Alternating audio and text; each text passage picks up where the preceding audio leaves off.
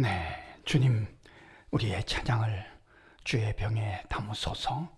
찬송가 401장으로 하나님 앞에 영광을 올려드리겠습니다. 401장 기도하시는 마음으로 함께 찬양하시겠습니다.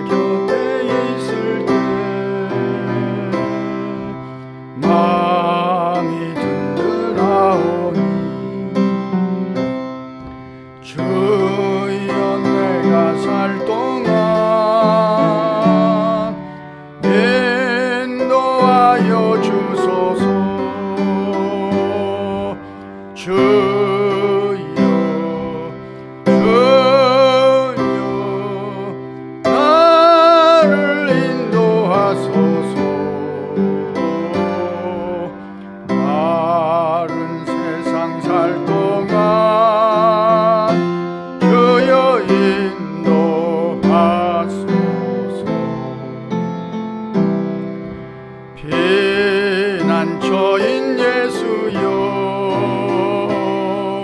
세상 물결험할 때 그 신은혜 베푸사 나를 숨겨주소서. 주여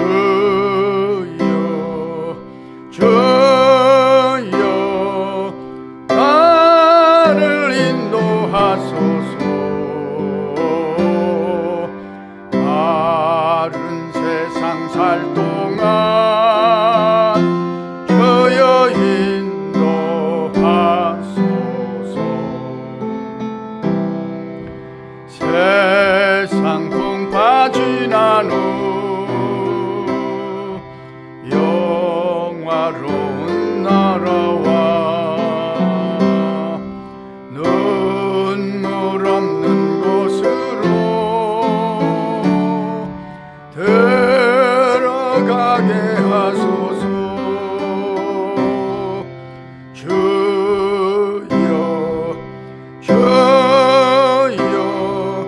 나를 인도하소서. 다른 세상 살 동안 주여 인도하소서.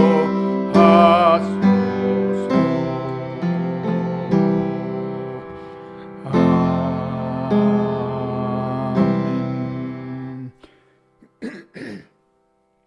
주님, 우리의 기도를 죄병에 담으소서. 기도문으로 함께 기도하겠습니다. 하나님, 우리의 아버지여, 오늘 새벽에도 주님 곁에 머물게 하셔서 마음이 든든하게 하시니 감사합니다. 새벽을 깨워주시고 기도할 마음을 품게 하시며 이만큼 강건하게 하시니 무한 감사합니다. 우리의 본향인 하늘나라를 바라보며 지금을 힘껏 살아가게 하시니 무조건 감사하나이다. 여호와 니시, 주님과 동행하는 자들에게 주께서 이기게 하시는 축복을 체험하게 하실 줄 믿습니다. 여호와 로이, 주님과 동행하기를 소원하는 자들에게 선한 목자가 되어 주실 줄 믿습니다. 여호와 이레, 주님을 의지하고 살아가는 자들에게 미리 예비해 놓으신 지혜로 이끌어 주실 줄 믿습니다. 여호와 샬롬, 두려움과 불안이 가득한 세상이지만 하늘의 평강을 경험하게 하실 줄 믿습니다. 여호와 라파, 사랑하시는 자들을 친히 안수해 주셔서 치유와 회복의 역사도 허락해 주실 줄 믿습니다. 오늘도 우리가 기억하며 이름 부르는 자들과 함께 해 주셔서 주님이 이렇게 인도해 주셨다고 간증할 일들이 많은 하루가 되기를 강청하나이다. 가족 모두가 마땅히 해야 할 일에 성실을 다함으로 의미와 보람이 가득한 하루가 되게 하옵소서. 가정마다 주께서 주인 되어 주심으로 화목이 넘치게 하옵소서. 일터마다 지혜로 채워주셔서 반가운 일들을 많이 만나게 하옵소서. 선거를 앞두고 있습니다. 국민들의 판단을 주장해 주셔서 우리나라에 꼭 필요한 자들이 선출되게 하옵소서. 더러운 사상이나 잘못된 생각을 가진 자들이 선출되지 않도록 주께서 국민들의 마음을 간섭해 주옵소서. 우리가 늘 기억하는 선교사님들이 오늘도 힘을 내어 허락하신 사명을 충성되이 감당해 가게 하옵소서. 어려운 고비들이 있지만 그때마다 성령께서 그 권능으로 역사하셔서 넉넉히 극복해 가기를 소원하나이다. 그리스도의 날에 우리의 자랑이 되게 하옵소서. 장애우들과 어려운 이웃들의 삶도 눈동자와 같이 지켜주셔서 주 안에서 평강하게 하옵소서. 하나님을 사랑하는 자, 곧 그의 뜻대로 부르심을 입은 자들에게는 모든 것이 합력하여 선을 이루어 줄 믿습니다. 예수 그리스도의 이름으로 기도합니다. 아멘. 하나님의 말씀 사도행전 12장 몇 곳을 선택해서 읽도록 하겠습니다. 다 같이 읽겠습니다. 그때 헤롯 왕이 손을 들어 교회 중에서 몇 사람을 해하려 하여 요한의 형제 야고보를 칼로 죽이니 유대인들이 이 일을 기뻐하는 것을 보고 베드로도 잡으려 할세. 때는 무교절 기간이라 잡음에 옥에 가두어 군인 내식인 네페에게 맡겨 지키고 6월절 후에 백성 앞에서 끌어내고자 하더라. 이에 베드로는 옥에 갇혔고 교회는 그를 위하여 간절히 하나님께 기도하더라.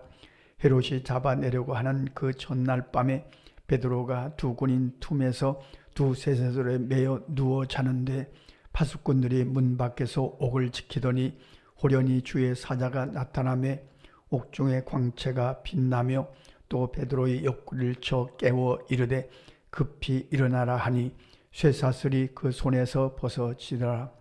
이에 베드로가 정신이 들어 이르되 내가 이제야 참으로 주께서 그의 천사를 보내어 나를 헤롯의 손과 유대 백성의 모든 기대에서 벗어나게 하신 줄 알겠노라 하여 깨닫고 마가라 하는 요한의 어머니 마리아의 집에 가니 여러 사람이 거기에 모여 기도하고 있더라. 베드로가 대문을 두드리는데 로데라 하는 여자아이가 영접하러 나왔다가 베드로의 음성인 줄 알고 기뻐하여 문을 미처 열지 못하고 달려 들어가 말하되 베드로가 대문 밖에 섰더라 하니 그들이 말하되 내가 미쳤다 하나 여자아이는 힘써 말하되 참말이라 하니 그들이 말하되 그러면 그의 천사라 하더라. 베드로가 문 두드리기를 그치지 아니하니 그들이 문을 열어 베드로를 보고 놀라는지라. 베드로가 그들에게 손짓하여 종용하게 하고 주께서 자기를 이끌어 옥에서 나오게 하던 일을 말하고 또 야고보와 형제들에게 이 말을 전하라 하고 떠나 다른 곳으로 가니라. 아멘. 사도행전 12장은 헤롯 왕의 교회를 핍박했다는 내용입니다. 먼저는 야고보 사도가 헤롯에 의해서 순교당합니다. 그리고 헤롯 왕이 보니까 유대인들이 이것을 좋아하는 것을 보고 환심을 사려고 베드로까지 옥에 가두었다 하는 그런 말씀입니다. 그런데 옥에 가두었던 베드로는 하나님께서 그의 권능으로 기적을 행하셔서 옥에서 나오게 하셨다는 내용의 말씀입니다. 오늘 말씀을 읽으면서 여기서 이런 질문을 하나 하게 됩니다. 왜 하나님은 야고보 사도는 순교하게 놔두시고 베드로는 옥에서 기적같이 나오게 하셨을까? 왜 야고보는 순교하고 베드로는 옥에서 나오게 하셨을까? 물론 이제 베드로도 나중에 순교 당합니다만 이런 질문을 할 수 있겠죠. 왜 그랬었을까?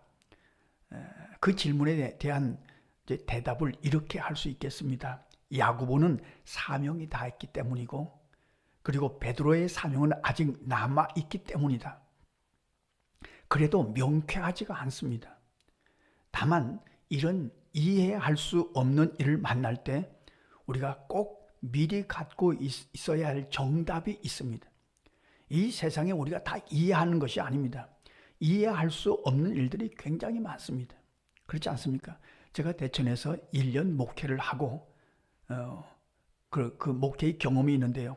거기에 있던 청년 하나가 정말 아주 멋진 청년이었습니다. 아주 예수도 잘 믿고 신앙도 좋은 청년 하나가 그만 몹쓸 병에 걸렸습니다.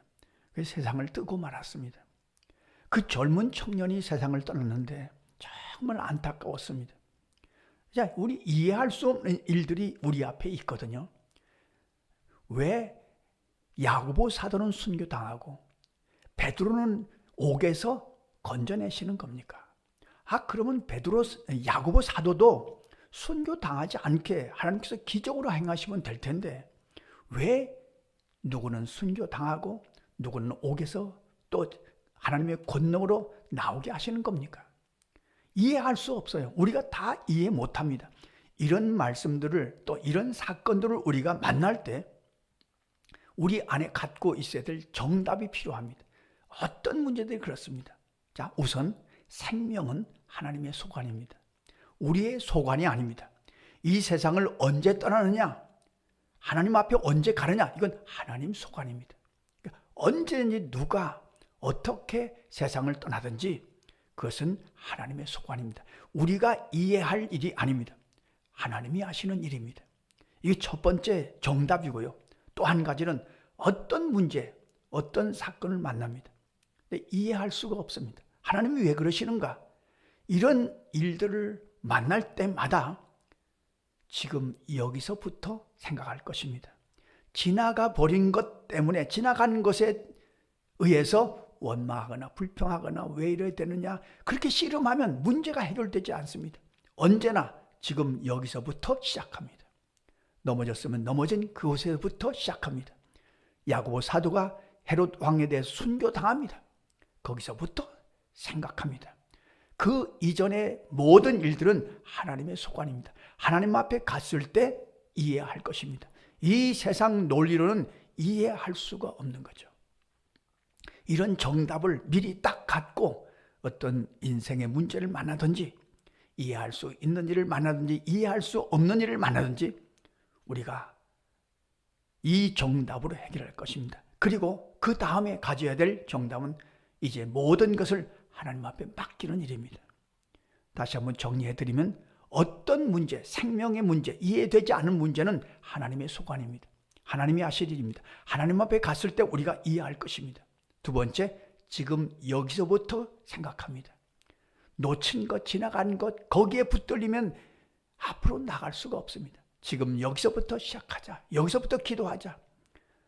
그리고 모든 것을 주님 앞에 맡기고 갈 것입니다. 베드로는 옥에 갇혀 있다가 하나님께서 기적을 행하셔서 그를 옥에서 나오게 하십니다. 물론 교회는 베드로를 위하여 열심히 기도했죠. 옥에서 나온 베드로가 마리아의 집에 갔는데 문을 두드리니까 로데라는 여자아이가 문까지 왔다가 베드로의 음성임을 알고 문을 열지 못하고 들어가서 베드로가 지금 문 밖에 와 있습니다. 그러니까 기도하던 이들이 너 미쳤다. 옥에 갇혀있는 베드로가 어떻게 문 앞에 있을 수 있느냐. 이게 이제 기도하던 초대교회 성도들의 모습입니다. 우리의 모습이기도 합니다. 기도해놓고 믿지 않습니다. 믿지 못하니까 기도합니다. 기도하질 못합니다. 믿지 못하니까 기도하다가 중단합니다. 내 기도를 하나님이 들으실까? 밖에 베드로가 나와 있는데요. 오늘 이 말씀을 보면서 우리가 우리 자신을 살필 것입니다. 기도는 반드시 하나님이 들으십니다. 반드시 듣고 계십니다. 다만 응답은 하나님의 때에 이루실 것입니다. 기도하다가 중단하지 말 것입니다. 베드로가 밖에 와 있음을 알고 문을 열었을 때 기도하던 초대교회 성도들은 얼마나 감격하고 얼마나 감탄했을까요? 아마 그 이후에는 어떤 문제든지 기도하기를 쉬지 않았을 것입니다. 물론 그 다음에 이제 12장을 보면 헤롯은 교만해서 하나님께서 그를 쳐서 그가 죽고 맙니다만 오늘 말씀을 읽으면서 다시 한번 정리할 것입니다. 생명은 하나님의 소관입니다. 지금 여기서부터 시작할 것입니다. 어떤 일을 만나든지 우리가 이 세상에 다 이해할 수 있는 것이 아닙니다. 이해 못하는 일 하나님 앞에 맡기고 지금 여기서부터 시작할 것입니다. 그리고 우리의 기도는 하나님이 듣고 계심을 믿고 이 믿음으로 기도할 것입니다. 반드시 하나님의 때에 이루실 것을 믿고 믿음으로 기도하고 승리하시는 저와 여러분의 삶이 되시기를 간절히 소원합니다. 기도하겠습니다. 하나님 우리 아버지, 우리가 세상을 살면서 이해되는 일도 있지만 이해되지 않는 일을 만날 때도 있습니다.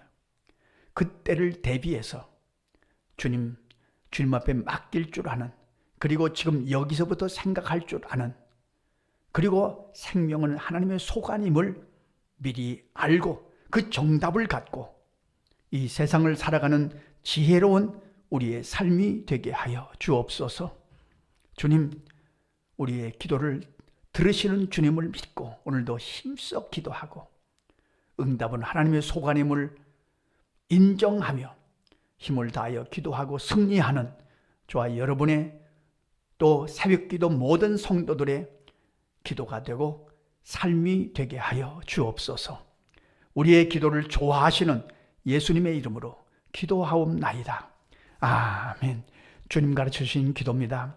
하늘에 계신 우리 아버지, 아버지의 이름을 거룩하게 하시며 아버지의 나라가 오게 하시며 아버지의 뜻이 하늘에서와 같이 땅에서도 이루어지게 하소서. 오늘 우리에게 일용할 양식을 주시고 우리가 우리에게 잘못한 사람을 용서하여 준 것 같이 우리 죄를 용서하여 주시고 우리를 시험에 빠지지 않게 하시고 악에서 구하소서.